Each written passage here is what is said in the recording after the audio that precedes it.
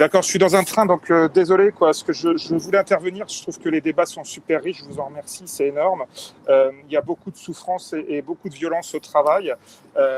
Pour moi, l'enjeu, je pense, c'est de protéger dans la séquence, et c'est ce qu'a révélé aussi Covid, de protéger tout l'inverse de ce qui a été fait par l'État macronien. Et pour ça, il faut renforcer un peu la main gauche de l'État, quoi. Alors, je vais prêcher pour ma paroisse, mais par exemple, Covid a révélé que vous aviez des dizaines de milliers de salariés qui soit avaient été couverts par des DGI, des dangers graves et imminents, soit avaient été couverts par des droits de retrait et qui avaient été embêtés pendant Covid, mais aussi avant. Je pense à la SNCF où il y avait une affaire qui avait défrayé un peu la chronique.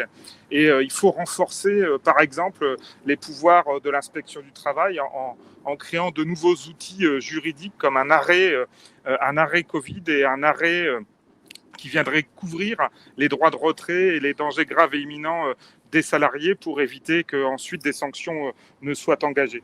En fait, c'est la proposition 24 que vous avez dans le programme qui a été, et je les remercie, un peu modifié avec l'actu de la bataille qu'on a menée sur ma réintégration dans les services de l'inspection.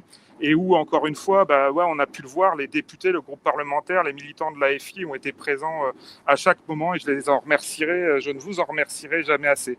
Voilà, c'était juste mon propos en espérant que ça a été audible par vous tous. Merci.